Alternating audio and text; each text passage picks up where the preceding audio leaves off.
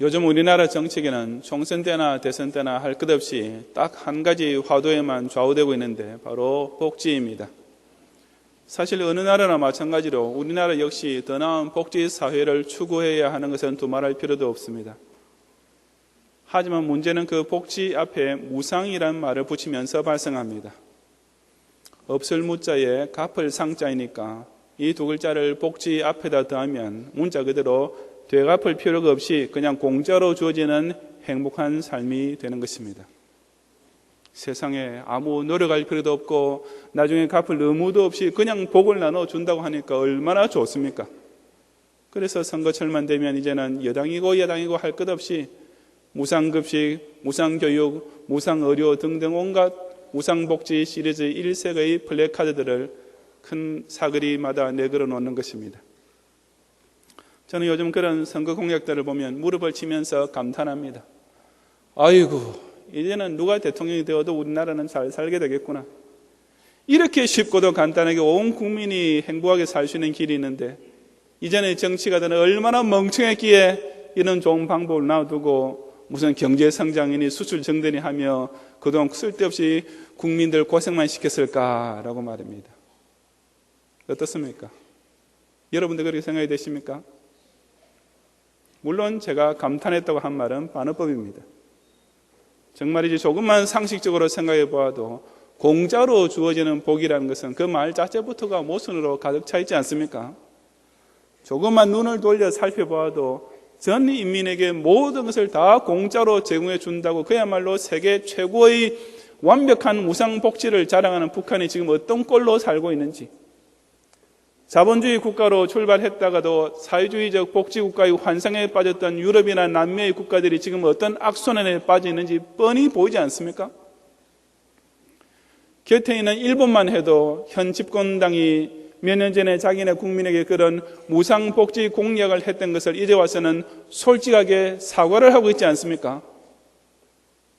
그럼에도 불구하고 우리나라에서는 무상급식은 포퓰리즘이다 라고 반대했던 전 서울시장이 그 때문에 시장직에서 물러나게 되자 이제는 그래도 보수적이라고 했던 정당까지도 이전에 종북 좌파들의 전매 특허와 같았던 무상복지 시리즈를 똑같이 흉내내고 있는 실정입니다. 순전히 표를 얻기 위한 선동정치요, 다수 대중의 어리석임이 주도하는 전형적인 중우 정치임에도 불구하고 이런 사실을 깨달을 줄 아는 기본 양식이 있는 사람은 정치계나 일반 사회에서는 워낙 소수에 불과하니 저는 정말 우리나라의 미래가 점점 더 암담해질 수밖에 없는 것입니다. 그런 포퓰리즘은 영적 세계에서도 똑같이 일어날 수 있습니다. 오늘 본문은 예수님께서 보리떡 5개와 물고기 2마리로 5,000명을 먹이신 저 유명한 사건 직후에 이어지는 내용입니다. 그 유대인들 역시 무상급식이라면 사족을 못 쓸 정도로 좋아했던 것이 틀림없습니다. 왜냐하면 그들은 그 오병이어의 기적을 맛본 직후에 유구동성으로 예수님을 가리켜 이는 참으로 세상에 오실 그 선지자, 즉 예수님이야말로 우리가 고대하고 기다리던 메시아다라고 외치면서 예수님을 억지로 잡아 임금삼위를 했기 때문이었습니다. 그러니 예수님으로서는 오늘날 대권을 꿈꾸는 후보자라면 그 꿈이 그야말로 드라마 넝굴째 굴러온 당신처럼 저절로 찾아온 격이고, 아니 소위 나는 별 마음 없지만은 국민이 원하시면 따르겠다라는 정치인이라면 결코 거부할 수도 없는 입장에 서신 셈이었던 것입니다. 하지만 예수님께서는 세상의 정치가라면 절대로 놓칠 수 없는 그 호기에 과연 어떻게 반응하셨습니까? 그것은 대다수의 예상을 완전히 뒤엎는 반전이었습니다. 이 시간 저와 여러분은 본문의 말씀을 통하여 왜 이 세상에는 예수님을 거부하는 불신자가 항상 다수의 대중이고 예수님을 따르는 신자는 오직 소수의 제자에 불과한지 그 이유를 함께 상고해 보고자 합니다. 첫째로 예수님에게서 육신의 떡만 기대하는 사람은 결국 예수님을 배척하는 다수의 불신앙인이 되고 맙니다. 본문 60절부터 66절까지 말씀을 함께 봉독하겠습니다.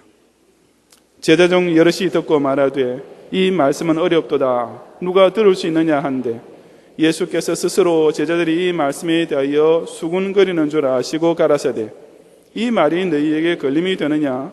그러면 너희가 인자 이전 있던 곳으로 올라가는 것을 볼 것 같으면 어찌하려느냐? 살리는 것은 영이니 육은 무익하니라. 내가 너희에게 이런 말이 영이요 생명이라. 그러나 너희 중에 믿지 아니하는 자들이 있느니라 하시니, 이는 예수께서 믿지 않는 자들이 누구며 자기를 팔 자가 누군지 처음부터 아심이리라.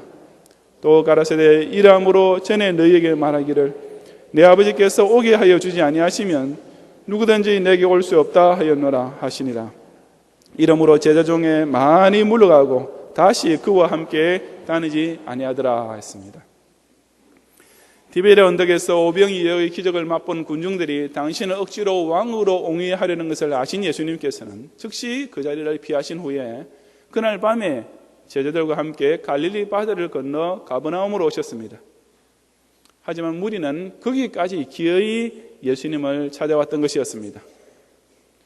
그러자 예수님께서는 그들에게 너희가 나를 찾는 까닭은 표적을 본 까닭이 아니요 떡을 먹고 배부른 까닭이로다 라고 하셨습니다.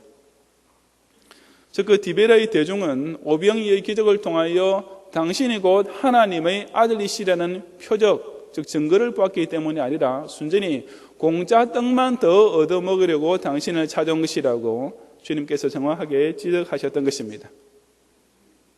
그런 후에 곧 이어서 예수님께서는 저 유명한 생명의 떡 설교를 시작하셨습니다. 그 설교의 결론이 본문 바로 앞의 문단에 기록된 것으로서 내 살을 먹고 내 피를 마시는 자는 영생을 가졌고 마지막 날에 내가 그를 다시 살리리니 내 살은 참된 양식이요 내 피는 참된 음료로다. 이것은 하늘로서 내려온 떡이니 조상들이 먹고도 죽은 그것과 같이 아니하여 이 떡을 먹는 자는 영원히 살리라는 위대한 영생복음의 선포였습니다. 그런데 예수님은 이 멋진 설교에 대하여 대중의 반응이 무엇이었는지 아십니까? 그것이 바로 본문의 첫머리인 60절에 우리가 읽은 대로 제자 중 여럿이 듣고 말하되 이 말씀은 어렵도다. 누가 들을 수 있느냐라고 한 것이었습니다. 여기에서의 제자란 12제자가 아니고 예수님의 공생의 초기에 따라다니던 훨씬 더 많은 제자들을 통틀어 가리키는 것이며 그래서 여럿이라고 번역된 단어도 많이라고 번역해야 더 정확합니다. 나는 생명의 떡이니 나를 먹어야 너희가 영생할 수 있다 라는 예수님 말씀이 바다를 건너서까지 열렬히 따라온 무리들 뿐 아니라 여태껏 예수님의 제자로 자처하며 따라다니는 자들에게까지 인라이트먼트, 깨달음을 주는 대신에 오히려 받아들이기 아주 어려운 트러블, 걸림이 되고 말았던 것이었습니다. 왜냐하면 그들의 마음은 오로지 떡을 먹고 배불렀던 사건에만 사로잡혀 있었기 때문이었습니다. 그래서 그 유대인 무리와 제자 중 여럿은 예수님을 자기네 왕으로만 뽑아놓으면 앞으로도 계속 이런 무상급식을 받으면서 백성 모두가 다 행복하게 살 수 있겠다는 기대감에 가득 차 있던 중이었습니다. 그러니 예수님께서 천만 뜻밖에도 나는 너희에게 그런 공짜 떡을 주려 온 사람이 아니다 라고 이런 지하에 거절하시면서 그 대신에 너희로 하여금 내 살을 먹여서 영생하게 해주려 왔다 하시니까 그들로서는 정말 실망천만일 수밖에 없었습니다. 그런 어리석은 다소의 우중에게 예수님께서는 너희가 인자의 이전 있던 곳으로 올라가는 것을 볼 것 같으면 어찌하느냐라고 하셨습니다. 예수님께서 스스로 화육강세하신 성자 하느님이시라고 선언하시는 것이나 당신의 살과 피가 곧 죄인도 영생할 수 있게 해주는 생명의 양식이라고 선포하시는 것은 사실 인간적으로는 믿기 어려운 말씀일 수 있습니다.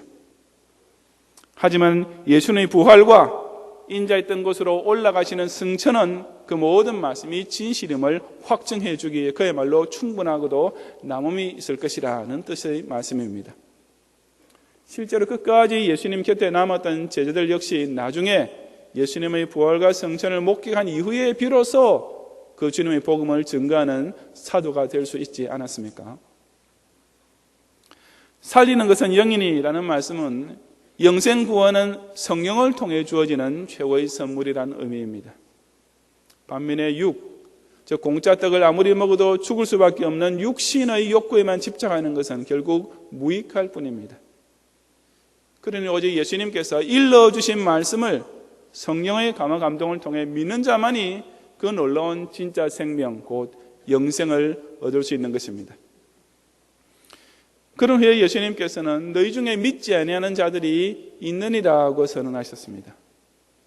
이런 영생복음은 무슨 이해하거나 동의해야 할 성격의 문제가 아니라 어디까지나 믿음의 문제라는 뜻입니다. 그리고 심지어 12 제자 중에서까지 나중에 당신에 대하여 실망하고 자기를 팔 자가 나올 것을 예수님께서 미리 아시고 계셨듯이 이런 예수님을 믿는 자보다는 믿지 아니하는 자들이 항상 더 많게 되어 있었던 것입니다. 사실 그런 결과는 오래 기다릴 것도 없이 그 자리에서부터 당장 나타났습니다. 이러므로 이때부터 혹은 이 일 때문에 제자 중 많이 물러가고 다시는 그와 함께 다니지도 아니하더라는 즉각적인 반응이 따라왔던 것입니다. 참 어처구니 없지 않습니까? 조금 전만 해도 당시 유대사회에서 단연 부동의 지지율 제1위를 차지하고 계셨던 예수님이셨습니다. 그런데 예수님께서 나는 너희에게 공짜 떡을 먹여주려고 온 정치적 군주가 아니라 너희로 하여금 내 살을 먹고 내 피를 마시게 해서 영생구원을 받게 해주려고 온 메시아다라고 설교 한번 하시니까 그처럼 들끓고 있던 열기가 한순간에 싸늘하게 식어버렸습니다. 마치 요즘 한창 유명세를 타고 있던 연예인이 무슨 구설수에 휘말리게 되면 트위터의 팔로워들이나 홈피의 일촌 팬들이 순식간에 급감하듯이 당대 인기 최절정의 랍비였던 예수님이 그 많던 열성적인 팬 무리와 측근의 팔로워들을 겨우 12명만 남기고 하루아침에 몽땅 다 잃어버리셨던 것입니다. 왜냐하면 예수님의 복음은 결코 싸구려 공약이 아니기 때문입니다. 우리 예수님께서는 다수의 표심을 영합하기 위하여 눈이 벌게진 정치가들처럼 어떤 포퓰리즘의 선동으로서 인기를 얻기에 급급한 메시아가 절대로 아니시기 때문입니다. 그런 까닭에 그때나 지금이나 예수님께로부터 무슨 공짜 떡이나 얻어먹으려고 교회에 한번 기웃거려 보는 사람은 반드시 물러가고 다시는 그와 함께 다니지 않게 되어 있는 것입니다. 몇 달 전에 우리 교회 어느 청년이 페이스북에 오늘 똥 밟았다라는 제목의 글을 하나 올렸습니다. 내막을 살펴보니 그 청년이 인터넷의 무슨 채팅방에서 교회가 구원의 복음을 전파하는 일에 전력을 다해야 된다는 요지의 발언을 했는데 무려 10명의 반대자들에게 둘러싸여서 교회는 사회 정의 구현에 앞장서야 한다는 반론을 받게 되었습니다.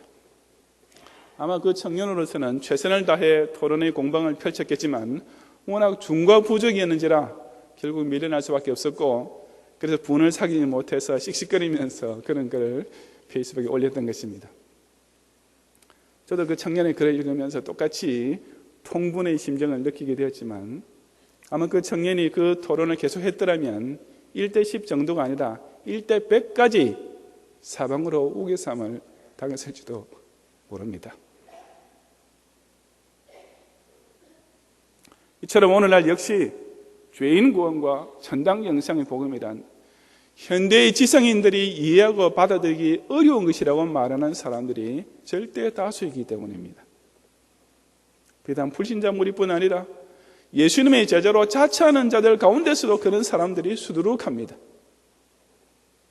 그런 어리석은 대중은 현대교회가 그따위 구시대의 캐캐묵은 소리는 집어치우고 불신자들까지도 이해할 수 있는 사회정의의 복음, 북한의 독재자까지도 받아들일 수 있는 빈민구제의 복음을 선포하고 실천해야 한다고 주장하고 있는 것입니다.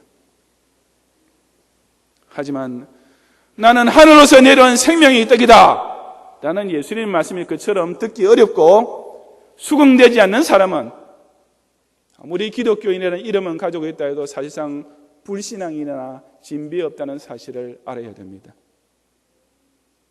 예수님에게서 육신의 떡만 기대하고 예수님 이름으로 먹고 죽을 떡만 나눠주는 것이 전도와 선교라고 생각하는 영적 포퓰리즘에 빠져있는 자는 불신자와 조금도 다를 바 없이 예수님을 배척하는 불신앙의 다수에 포함되는 것을 깨닫는 성도들이 되시기를 바랍니다. 둘째로 예수님에게서 영생의 복음을 발견하는 사람만 끝까지 예수님을 믿고 따르는 소수의 제자가 될 수 있습니다. 67절 이하 71절까지 말씀을 다 같이 함께 봉독하겠습니다. 예수께서 12 제자에게 이르시되 너희도 가려느냐? 시몬 베드로가 대답하되 주여 영생의 말씀이 계시매 우리가 누구에게로 가오리까?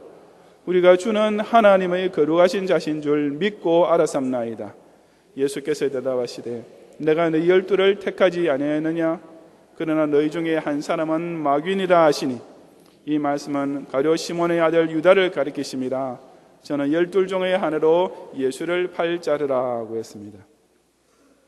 정말 멋진 설교, 나는 생명의 떡이다 라는 전무후무의 설교를 하신 후에 대다수의 수종자를 한순간에 읽게 된 예수님의 반응이 무엇이었습니까?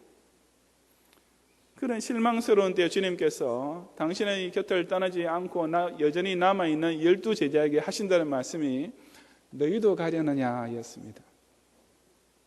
저는 이 말씀을 보면서 우리 예수님께서는 유머 감각도 참 대단하시다고 느꼈습니다. 물론 예수님께서는 그 12 제자들만큼은 당신을 떠나지 않을 것을 이미 알고 계셨습니다. 그러니 그런 상황에서 그렇게 날 좋다고 졸졸 따라다니던 저 큰 무리와 대다수의 제자들이 이제는 다 나를 떠나버리는데 그래 어때?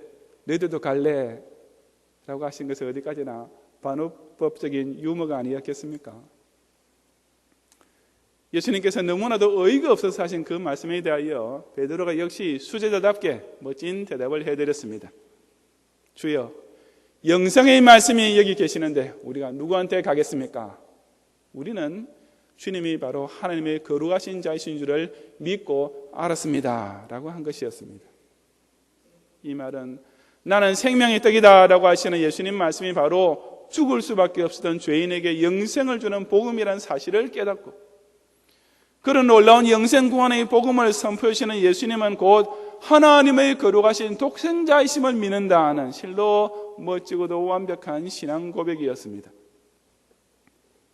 도대체 베드로는 어떻게 해서 그 절대 다수가 믿기 어렵다고만 생각했던 사실을 깨닫고 믿고 고백할 수 있었겠습니까?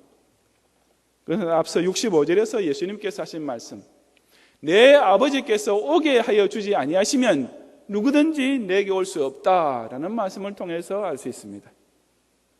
다시 말해서 그 신앙 고백은 결코 베드로 자신의 양심이나 깨달음을 통해서 나온 것이 절대로 아니라 전적으로 하나님께서 선택하셔서 예수님께로 오게 해주신 소명 때문에 일어난 결과일 뿐이라는 뜻입니다. 이것이 바로 하나님의 택자에게서만 나타나게 되는 실로 놀라운 기적입니다. 절대 다수의 불신자들에게는 단연코 믿기 어려운 사실이 하나님께서 만세전에 선택하신 자에게는 아주 간단하게 믿고 알 수 있는 사실이 되는 것입니다. 그러므로 아무리 신앙 좋은 신자라 할지라도 그 신앙은 자기 자신이 그리스도의 복음을 남달리 더 잘 받아줄 수 있는 특별한 지각이나 양심이 있기 때문에 생긴 것이 결코 아니라 오직 하나님의 주권적인 선택 때문에 절로 따라오게 된 선물일 뿐인 것입니다.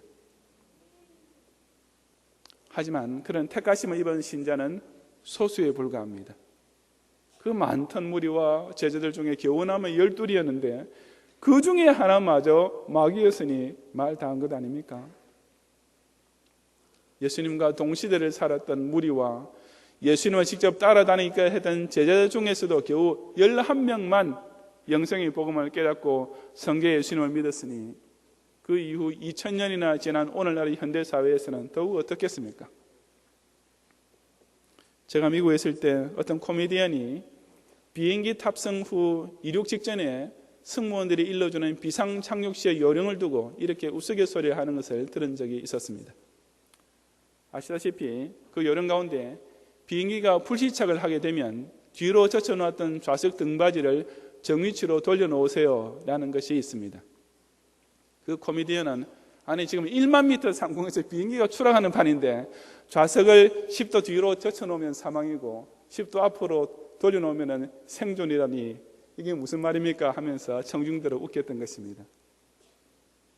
하지만 그 코미디언은 그 10도 차이라는 것이 실제로 사망과 생존을 좌우할 수 있다는 사실을 전혀 모르고 있었습니다. 비행기가 땅이나 바다에 불시착했을 때 승객들은 총각을 다투면서 탈출해야 하는데, 만약 모든 좌석이 다 10도 뒤로 젖혀 있으면 승객들이 좌석 사이에 좁은 틈을 빠져나가느라고 최소한 몇 초씩은 더 지체야 될 것입니다. 그리고 수백 명의 승객들이 한 사람당 몇 초씩 늦어지게 되면 그 합계는 몇십 분 이상 될 것이고, 그 사이에 화재나 침수가 발생한다면 얼마나 많은 사람이 더 죽게 될지 아무도 모를 일이 아니겠습니까?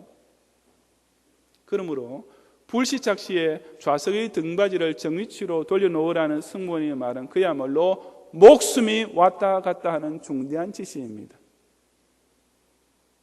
즉 그 승무원의 지시사항을 말도 안 되는 소리라고 넘겨버리면 곧 죽음으로 직결되는 것이고, 그것을 생명을 지키기 위한 유의사항으로 잘 듣고 명심하는 사람은 절체절명의 위기 상황에서도 자기 목숨을 지킬 수가 있는 것입니다. 예수님의 복음도 마찬가지입니다. 매주일 설교를 들어도 건성으로 듣는 교인, 교회 출석은 하고 있지만 성경 말씀을 통하여 구원의 길은 깨닫지도 믿지도 못하는 사람은 결정적인 백보자 심판대 앞에 가서는 똑같이 사망의 선고를 받을 수밖에 없습니다.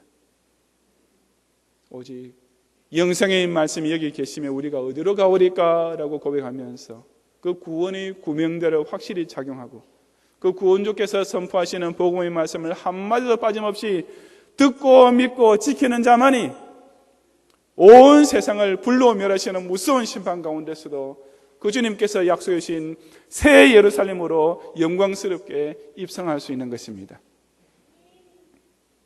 무리 조정에서 구별된 제자, 그 제자 중에서도 물러가고 다시는 주님과 함께 다니지 아니한 대다수와는 달리 끝까지 주님 곁에 남은 소수의 제자처럼 예수님 안에서 먹고도 죽을 떡이 아니라 영생의 복음을 꼭 발견하고 고백하고 간직하는 성도들이 되시기를 바랍니다. 성도 여러분, 이름을 말씀드리면 누구나 다 잘 알 수 있는 미국의 어느 유명한 목사님이 최근에 또 어떤 책을 한 권 새로 내셨는데 당장 수백만 달러의 판매액을 올리는 베스트셀러가 되었습니다. 그런데 놀랍게도 그 책에는 God, 하나님이나 Jesus, 예수님이란 단어가 첫 페이지부터 마지막 페이지까지 단 한 번도 나오지 않았습니다. 어떤 토크쇼의 예리한 앵커가 그 점에 대해 질문을 하니까 그 목사님은 대답하기를, 자기가 하나님께로부터 달란트는 to motivate people, 즉 사람들을 자극시켜 동기를 부여해 주는 것이기 때문일 뿐이라고 했습니다. 동기부여라고요? 목사라는 사람이 설교하고 전도하고 책을 써야 할 주제가 예수님 십자가 구원이 아니고 사람으로 하여금 무언가를 적극적으로 시도하도록 동기를 유발시켜 주는 것이라고요? 그런 모티베이션이라는 것은 굳이 목사가 아니라 세상의 심리학자나 카운슬러들이 훨씬 더 잘하는 것 아닙니까? 예수님은 그처럼 신자나 불신자에게나 공히 유익하는 조언을 남겨주신 분이 아니십니다. 예수님께서는 오히려 절대 다수의 사람들이 이 말씀은 어렵도다, 누가 들으시느냐라고 고개를 설레설레 흔들 수밖에 없는 복음을 전하셨습니다. 예수님은 중이나 사제도 다 동의할 수 있는 일반적인 공감대를 형성하신 분이 절대로 아니십니다. 예수님께서는 오직 하나님께서 택하신 자만이 깨닫고 믿고 고백할 수 있는 아주 특별한 진리를 선포하신 분이셨습니다. 예수님은 가련한 사람을 위한 사회사업을 같이 안 잡시고 수녀와 사이좋게 나란히 사진을 찍고 있는 목사를 당신의 제자라고 인정해 주시는 분이 결코 아니십니다. 왜냐하면 예수님께서는 먹고도 죽을 수밖에 없는 떡이 아니라 어디까지나 한 번 먹으면 절대로 죽지 않는 영생하는 생명의 떡을 죄인들에게 나누어 주시려고 이 세상에까지 화육 강세하셔서 당신의 몸을 십자가에서 찢기신 성자 하나님이시기 때문입니다. 그런 까닭에 예수님의 이 영성의 말씀은 필연적으로 세상의 모든 사람들을 둘로 쫙 나눌 수밖에 없습니다. 그것은 믿는 자와 믿지 않는 자를 철저히 나누며 제자와 배반자를 명백하게 구분시키며 천당 구원을 받는 자와 지옥 영벌에 떨어질 자를 그야말로 칼같이 나누는 복음입니다.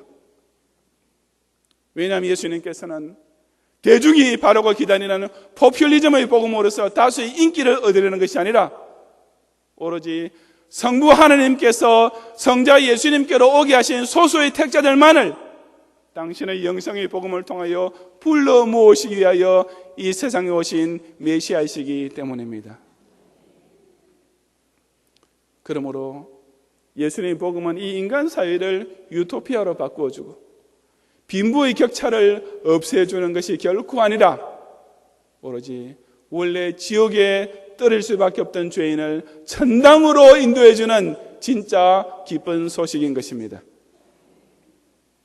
십자가 구원과 천당만을 설교하는 목사를 두고 지금 당장 배가 고파 죽어가고 있는 사람에게 저런 말이 무슨 필요가 있나? 요즘 같은 지성적인 현대인들에게 저런 설교를 하면 누가 공감할 수 있겠느냐라고 수군거리는 것은 어디까지나 마귀의 소리일 뿐인 것입니다.